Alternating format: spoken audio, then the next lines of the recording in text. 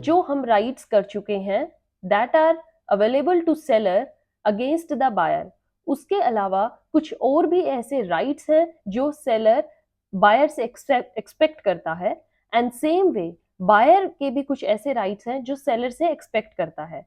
तो उन केसेस में क्या अलग से कोई राइट है जो सेलर या बायर के पास अवेलेबल हो? That is yes, he can file a suit for the breach of contract of sale, right? And in today's session we are going to discuss this. Hello everyone, welcome to this session of the Sale of Goods Act 1930, and we will do suit for the breach of contract of sale section 54 से 61। आज हम ये topic cover करेंगे और हम ये देखेंगे कि कब कब सेलर और बायर सूट फाइल कर सकते हैं अगेंस्ट द ऑपोजिट पार्टी। तो हमने क्या किया है बच्चे, इस पूरे सेशन को मैंने सूट केसेस के दो पार्ट्स में डिवाइड कर दिया है। कब एक जो सेलर फाइल कर सकता है और वो सूट जो बायर फाइल कर सकता है। सेलर फाइल करेगा अगेंस्ट बायर और बायर फाइल करेगा अगेंस्ट सेलर। तो सबसे पहला जो सूट होता है that is suit for the price by the seller against the buyer. First suit होता है फॉर प्राइस। देखिए, मैंने लास्ट 2-3 सेशंस में आपको बताया कि कुछ राइट्स हैं जो सेलर के पास अवेलेबल है। वो राइट ऑफ लैंड एक्सरसाइज कर सकता है, स्टॉपेज इन ट्रांजिट कर सकता है, या फिर वो रीसेल भी कर सकता है।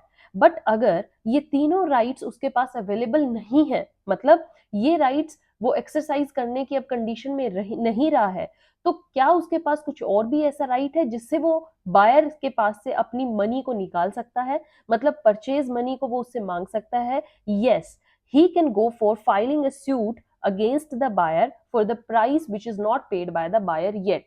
तो ये हमें गिवन है इन सेक्शन 55, मतलब एक सेक्शन हो गया आपका 55 सेक्शन, जिसमें कि सेलर बायर के अगेंस्ट सूट फाइल करता है जहां पर क्या हुआ है, उनके बीच में कॉन्ट्रैक्ट था किसी गुड्स या प्रॉपर्टी से रिलेटेड, और जो डिलीवरी के थ्रू बायर को मिल चुके हैं, मतलब गुड्स अब बायर की पोजीशन में है, राइट? और सेलर को अभी तक उनका परचेज मनी या अमाउंट नहीं मिला है। सो यहाँ पर दो तरीके के केसेस इन्वॉल्व होते हैं। First, suit for the price of goods sold and delivered, means वैसे गुड्स जो कि बायर को मिल चुके हैं, सेलर की तरफ से वो डिलीवर हो चुके हैं और उनका प्राइस अभी तक नहीं मिला। एंड सेकंड केस क्या हो सकते हैं, those goods which are bargained and sold, मतलब रखे अभी सेलर के पास ही हैं पर वो बार्गेन हो चुके हैं और उन पे प्राइस सोल्ड एक तरीके से हो चुके हैं, ओनरशिप बायर के पास जा चुकी है। सो ऐसे दो कंडीशंस क्या होती हैं, एक तो non delivery, right, non appropriation of goods to the contract, and property in the goods that are continuing in the vest of the seller. So ऐसे केसेस में क्या होता है कि सूट फाइल कर सकता है कौन? Unpaid seller. किस लिए? प्राइस के लिए, right? This is the first right which is available to the seller, जिससे वो सूट फाइल करेगा। अब हम देखते हैं नेक्स्ट कब वो सूट फाइल करता है, suit for the damages by the seller against the buyer for non acceptance of the goods. Means अगर गुड्स को नॉन एक्सेप्ट किया गया है, मतलब बायर ने उन गुड्स को एक्सेप्ट नहीं किया, लेने से मना कर दिया कि मुझे आपके गुड्स नहीं चाहिए, तो ऐसे केस में क्या होगा, सेलर को तो कुछ ना कुछ तो नुकसान होगा ना, क्योंकि एक जो वो गुड्स ऑलरेडी बायर को दे चुका है और अब वो बायर वो गुड्स लेने से मना कर रहा है, तो वो गुड्स जो है मार्केट में कम वैल्यू के ऑटोमेटिकली हो जाएंगे, पुराने हो जाएंगे, राइट, अनयूज्ड हो जाएंगे, और वो गुड्स अब वो अगर रीसेल भी करेगा तो उनकी क्वांटिटी कम ही होगी, सॉरी उनकी जो प्राइस होगा वो कम ही होगा। सो this is given in your section 56 also. So seller एक 56 के अंदर भी सूट फाइल कर सकता है। इसमें क्या है, this section says that where the buyer जो है अगर रॉन्गफुली नेग्लेक्ट करे या फिर रिफ्यूज करे, किस चीज का रिफ्यूजल, कि वो गुड्स को नहीं लेना चाहता, मैं एक्सेप्ट नहीं करता, और वो गुड्स का प्राइस भी नहीं देता, तो सेलर के पास क्या राइट है, वो स्यू कर सकता है। स्यू किसको करेगा? बायर को। किस लिए? फॉर डैमेजेस क्लेम करने के लिए, कि मुझे मेरा जो भी नुकसान हुआ है उसकी भरपाई करो, तुम्हें गुड्स लेने हैं मत लो, राइट? सो ये आपको गिवन है even in Indian contract act. हम इंडियन कॉन्ट्रैक्ट एक्ट करेंगे, देखिए बच्चे हम कैसे रिलेट कर रहे हैं एक एक्ट को दूसरे के साथ। इंडियन कॉन्ट्रैक्ट एक्ट के सेक्शन जो 73 है, 73 एंड 74, वो भी यही बात कहता है दैट कि डैमेजेस को कैसे कैलकुलेट किया जाता है।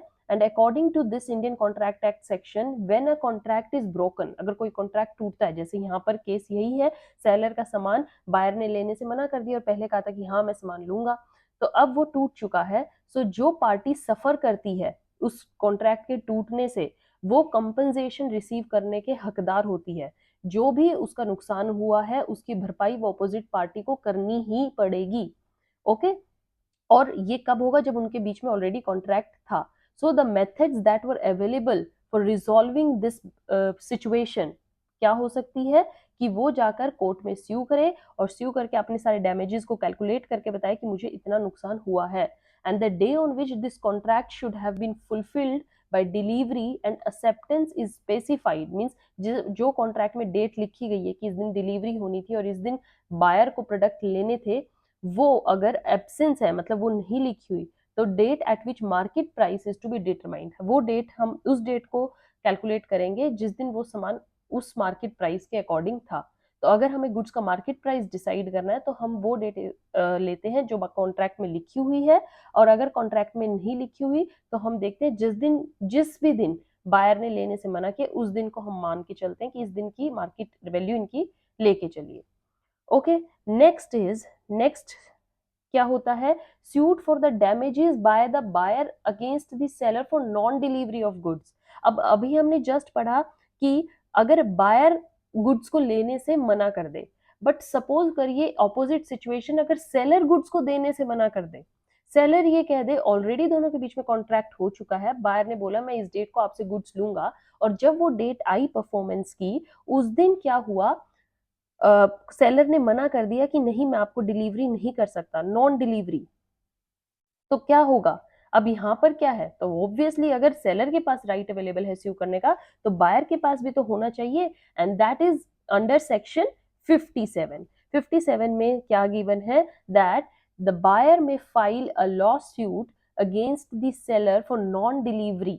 ओके, डिलीवरी की गुड्स नहीं किए गए, फॉर व्हाट, वो डैमेजेस क्लेम करेगा कि मेरा नुकसान पूरा करो, क्योंकि अब उसको वो सामान लेने अगर इतना जरूरी था वो कहीं और जाना पड़ेगा, और जिस भी वैल्यू का वो सामान मिल रहा होगा उसको वो लेना पड़ेगा, राइट। तो ये किस केस में, सेलर विलफुली नेग्लेक्ट्स और decline to deliver the goods to the buyer.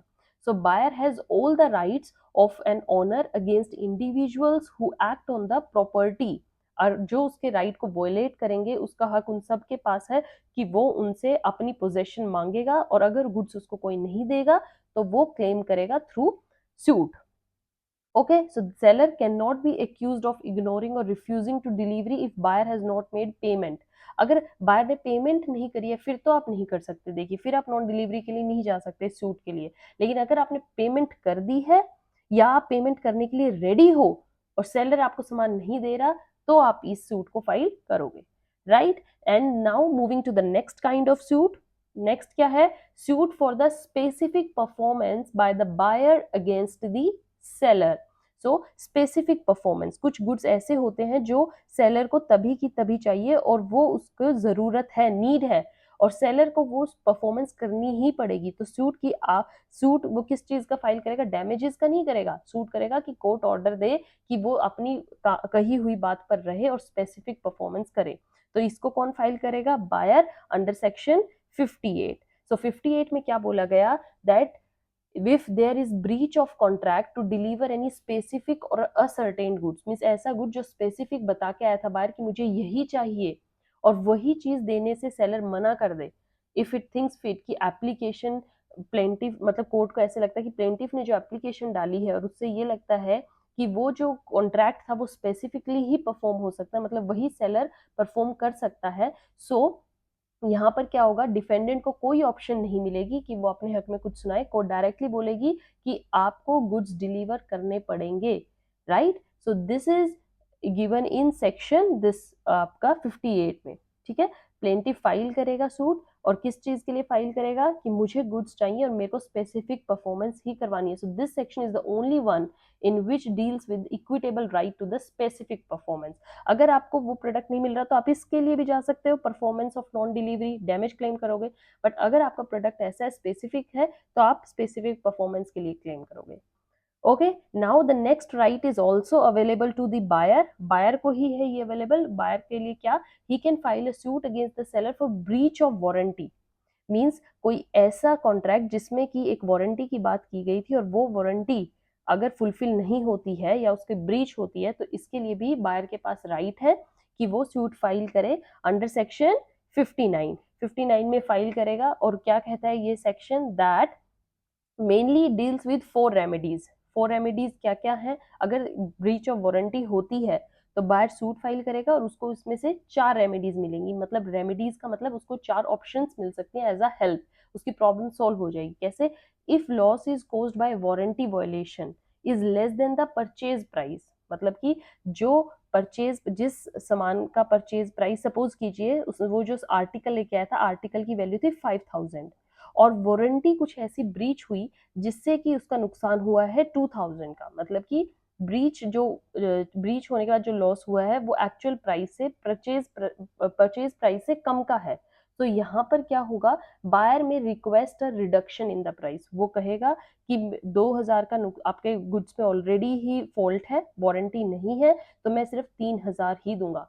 मतलब आप जितना गुड्स की वैल्यू का आप देख रहे हो कि उसमें वारंटी उतनी फुलफिल नहीं हो रही, आप उस वैल्यू को कम कर दोगे। You will request for the reduction of the price, and the price reduction जो भी होगा it only applies to the cross subject, मतलब सेम कॉन्ट्रैक्ट का होना चाहिए, वही आर्टिकल पे ही कम प्राइस होगा। ऐसे नहीं किसी और आर्टिकल पे आप कहो कि आपके उस प्रोडक्ट में वो डिफॉल्ट था तो इसको कम करके दीजिए, नहीं, सेम गुड होना चाहिए। Next, if loss matches with the price, अगर दोनों ही, मतलब यहाँ पर वारंटी का प्राइस भी 5,000 का ही नुकसान हो रहा है, तो बायर क्या करेगा, ही में रिफ्यूज टू पे एट इट ऑल, वो कहेगा मेरे को ऐसे ही प्रोडक्ट दो, आपके प्रोडक्ट में तो वारंटी की कोई चीज नहीं, वारंटी का सारे नुकसान ही हो रहे हैं, तो मैं 5,000 क्यों दूं। Okay, next is buyer may refuse to pay the price as well as claim the excess, अगर ये ज्यादा अमाउंट है, मतलब 6,000 का नुकसान हो रहा है वारंटी से, तो वो एक सब प्रोडक्ट तो लेगा ही लेगा, साथ में डैमेज भी उससे लेगा, मतलब जितना उसको लॉस हुआ है उसको कवर करेगा, कहेगा 1,000 रुपीज और दीजिए मुझे, right. And the next is, if क्या हो, he has the option of paying the amount, या फिर वो क्या करेगा, स्यू कर सकता है सेलर को for the breach of damages. ठीक है, अगर पेमेंट यहाँ पर कर दे सेलर, इट्स ओके, अगर उसकी कोई भी कंडीशन ये फुलफिल नहीं होती है, फिर वो किस लिए जाएगा, for the suit for the breach of contract of sale. So breach of warranty doesn't give buyer right to return the goods, मतलब उसको गुड्स को रिटर्न नहीं कर सकता। हमने रिटर्न कब किया था, जब कंडीशंस की ब्रीच हो, कंडीशंस की अगर ब्रीच होगी तो आप गुड्स रिटर्न कर सकते हो सेलर को, अगर वारंटीज की ब्रीच हुई है तो आप गुड्स रिटर्न नहीं कर सकते, you can claim only damages, right. तो यहाँ पर सिर्फ उसकी ड्यूटी बनती है कि वो डैमेजेस को क्लेम करेगा, और अगर उसको सेलर पे नहीं कर रहा है तो वो अंडर सेक्शन 59 सूट फाइल करेगा और कहेगा कोर्ट में कि मुझे मेरे डैमेजेस चाहिए क्योंकि मुझे इतने का लॉस हुआ है।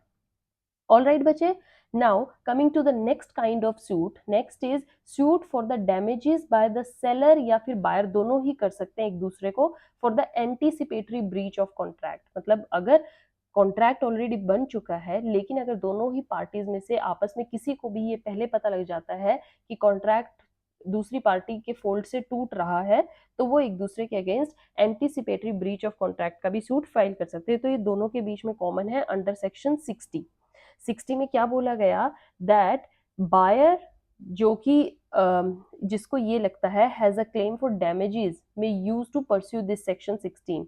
इसमें क्या है, it doesn't address the situation कि किस सिचुएशन में आप ये फाइल कर सकते हो, यहाँ पर सिर्फ इतना है कि according to the contract specific terms, अगर बायर को ऐसा लगता है कि उसके साथ फ्रॉड हुआ है या मिस रिप्रेजेंटेशन हुई है तो he can return the goods, वो गुड्स को रिटर्न कर सकता है सेलर को।